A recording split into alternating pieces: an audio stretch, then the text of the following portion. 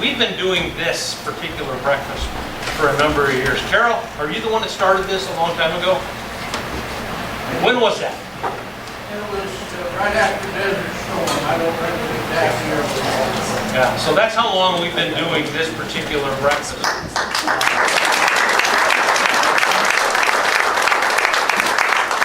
An honorable tradition and one that we're going to keep going. We're going to keep it alive.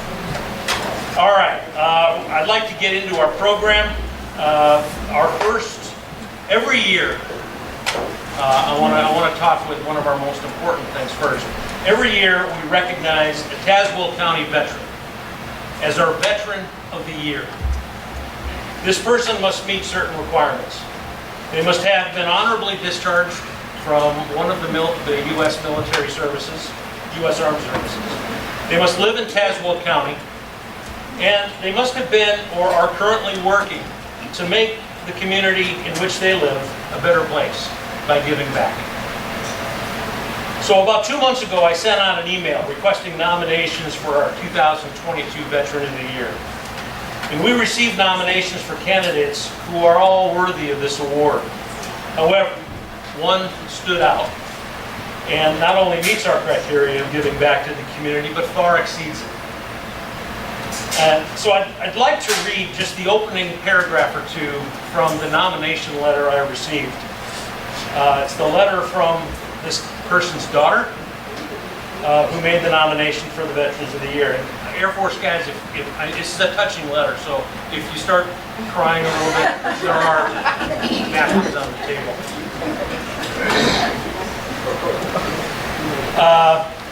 All right.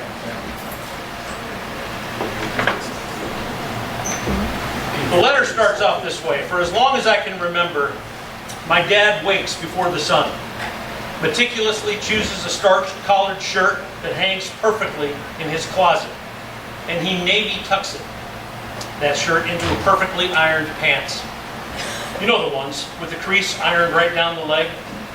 He always smells clean and of good cologne, and has used the same blue brush for his hair since I sparked interest in my own hair in the 1980s. He still uses that brush today. It must be 40 plus years old. Why do I mention this? My dad is structured, knows what works, and has a routine that serves him and thus others well. All of this, no doubt, is in his blood a bit too. It has to be, to continue doing it for so many years. But much of it was taught in Annapolis, Maryland in 1970. My dad is a Naval Academy veteran. I am so proud of who he is. He has an impressive background which has only him many life experiences and opportunities, both personally and professionally. I am lucky enough to have spent 3 years abroad in Switzerland in high school as we were transferred there with Caterpillar. My dad's hard work poured into the lives of so many people, and I am so proud and blessed to call him Dad. I know that adding this plaque to his den will add a smile to his face. And really, that's all I ever wanted to do, to make him proud, to make him happy, make him smile. His is a story of immense dedication, tireless work, and drive that allowed him to hold executive roles at a Fortune 500 company, all while showing up for his family and community. He has endured credible heartache, he's loved large, he's overcome monumental obstacles. He has a cancer diagnosis and multiple recurrences, which led to a full hip disc articulation amputation in 2019 to save his life. Life is gritty and hard and beautiful and full of blessings.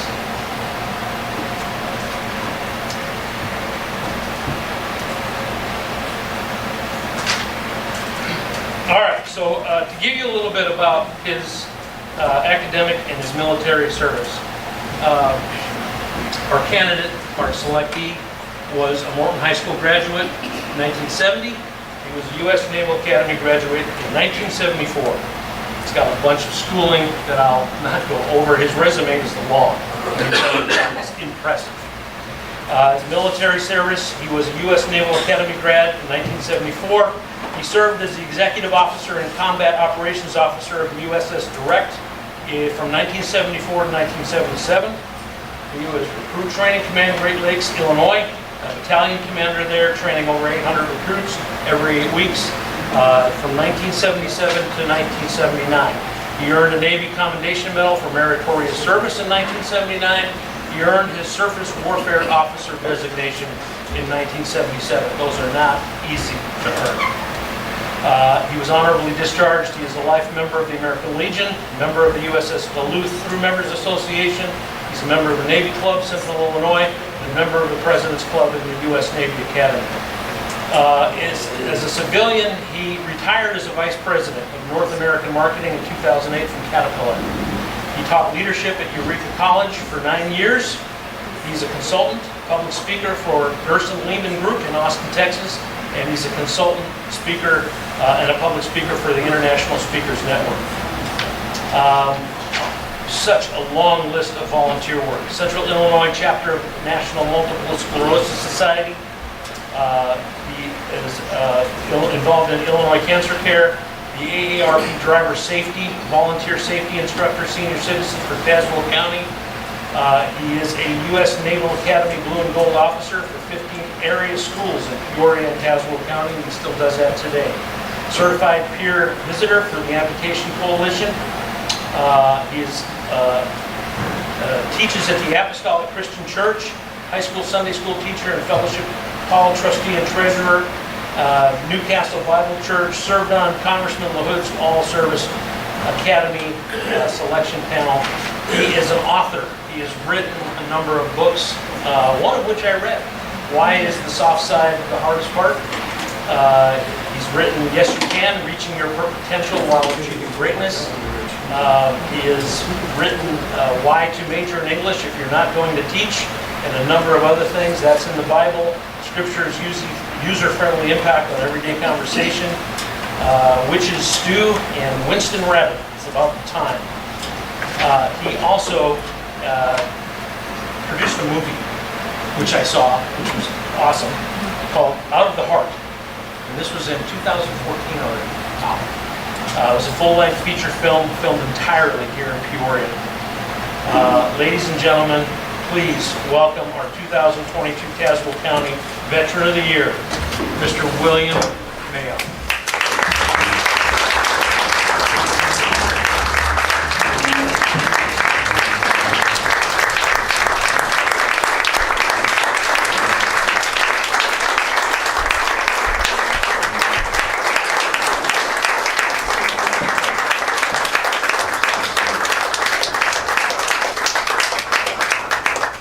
Say a few words.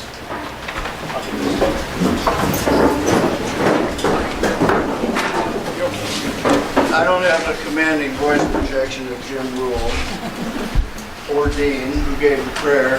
I'm just going to stand up front. First of all, thank you, Jim. And thank you to American Legion Post 318. Thanks for the Tazewell County Republicans for hosting this event and for this tool recognition. I'm humbled by it. That letter was written by my little girl here, Molly Mayo Burris now. And she's obviously very, very biased. I want to tell you something that Molly's done for literally years. I mean, she lives in Nashville now with her husband, Graham. And we probably talk 3 or 4 times a week. And she ends every conversation with this phrase, Dad, thank you for your service. And I mean, it doesn't have to be Veterans Day, it doesn't have to be Memorial Day, just everyday chats, in person or on the phone. So say, thank you for your service. And I always kind of sheepishly just laugh or chuckle. And I think she says that now just to elicit my awkward response. Because I do feel a little funny about it. And therefore I'm kind of embarrassed at her recognition. As Jim talked about my military career, I did enter the military in the Vietnam conflict, 1970, but I was safely tucked away in the halls of the US Naval Academy for 4 years. And when I graduated and got my commission in 1974, Vietnam was largely over. So the way I look at my military service, I did not serve in the conflict that essentially defined my generation. And I've always regretted that, and I've always felt a bit ashamed of that. There are men and perhaps women in this room who served in combat in Vietnam. There are men, perhaps women in this room that have served in other conflict theaters. You folks are the heroes. I'm no hero. I served, but I didn't serve like I thought I should. I've admitted this shame to fellow vets through the years. I was volunteering out at Proctor Hospital back when I had 2 legs and could wheel patients around. And this guy stopped me up short and he said, "Hey brother, you are a veteran." And he pulled out this little card, about the size of a business card, and it had on it this phrase. It said, "A veteran is someone who at some point in his or her life wrote a blank check payable to the United States of America for an amount up to and including his or her life." And so everybody that's a veteran in this room wrote that blank check. I'm sure we're all grateful we didn't have to cash it. And I'm blessed with a family of 5 adult grown children and 5 great spouses for my adult grown children and 19 grandchildren, and I wouldn't have had that if America had cashed that check. So I'm grateful. But the truth is we're all called to serve. I mean, I believe we were created to serve. You know, Martin Luther King Jr. said something like, you know, we're all called to serve, and if you're called to be a street sweeper, sweep streets like Michelangelo painted. Sweep streets like Beethoven composed music. Sweep streets, that's hard to say. Sweep streets like Shakespeare wrote poetry. Sweep streets in such a way that the whole host of heaven and earth will pause and say, "There lived a great street sweeper. He did his job well." And so I do thank you for recognizing my small contribution, even though in my own heart and mind I didn't serve the way I should. I've been blessed by the opportunities that I have to serve. And I'll leave you with this thought. Another vet friend of mine said, "There's only 2 defining forces in life that have offered to die for you. One is the American veteran, and the other is the Lord Jesus Christ." The American veteran offered to die in preservation of your life and liberties and freedoms in this life. Jesus Christ died for your eternal soul. And I think if we use Christ as the example, what did he say? He said, "I came not to be served, but to serve." I think we're all called to serve. And I'm thankful that this group has taken the time to recognize my small contributions. I love this country, and I pray for it every day. And God bless you, and God bless the United States of America. Thanks a lot.